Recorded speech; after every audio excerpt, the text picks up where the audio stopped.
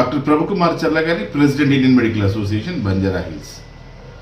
ఇప్పుడు ప్రశ్న, HMP virus భారత్ని కబలిస్తుందా? హెచ్ఎంపీ వైరస్ చైనాలో ఆల్రెడీ అవుట్బ్రేక్ అయ్యి సమస్యాత్మకంగా ఆ దేశాన్ని వణికిస్తున్నప్పుడు భారత్ని కూడా వణికిస్తుందా అన్నది ప్రశ్న. అయితే భారత్లో 2001లోనే ఈ జబ్బు కనిపెట్టబడింది నెదర్లాండ్స్లో. అప్పుడప్పుడు స్పొరాడిక్గా ఈ కేసెస్ రికార్డ్ అవుతూనే ఉన్నాయి. ఈరోజు కొత్తగా మనం ఈ వైరస్ని చూడటం లేదు.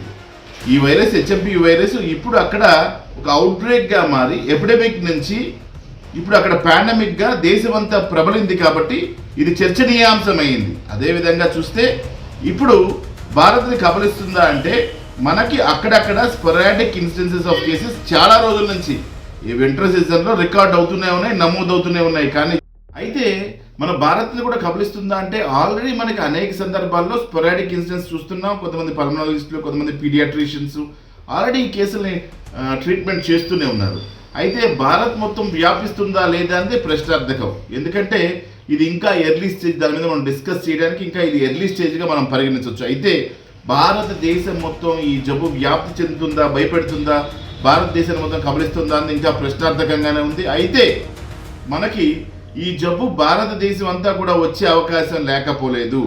భారత్ని కూడా కబలించేటువంటి అవకాశాలు చాలా ఉన్నాయి.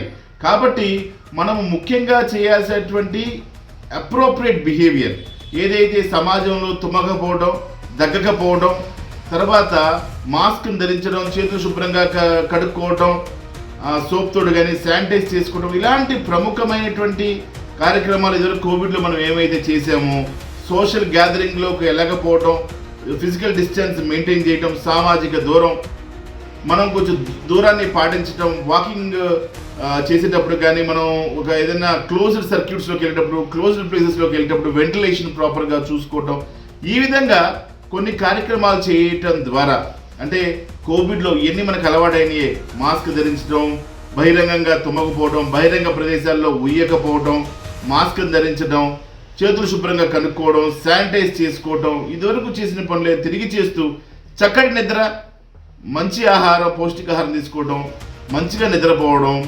అదేవిధంగా కోవిడ్ అప్రోప్రియేట్ బిహేవియర్ ఏదైతే ఫాలో అయ్యామో అలాంటి అప్రోప్రియేట్ బిహేవియర్ మళ్ళీ ఫాలో అవ్వడం వల్ల ప్రతి విషయాన్ని సున్నితంగా తీసుకుంటూ ఏది కూడా ఓవర్ యాంగ్షియస్ లేదా స్ట్రెస్గా మనం ఫీల్ అవ్వకుండా కనుకుంటే ఈ వ్యాధిని భారతదేశం అంతా వ్యాప్తి చేయకుండా ఉండొచ్చు. మనకు ఆల్రెడీ ఇదివరకు మనకు ఆల్రెడీ ఎక్స్పీరియన్స్ ఉంది కాబట్టి కోవిడ్ తోటి ఇప్పుడు జాగ్రత్తలు తీసుకోవడం ద్వారా ఈ వ్యాధిని మనం కట్టడి చేయడానికి అవకాశం ఉంటుంది.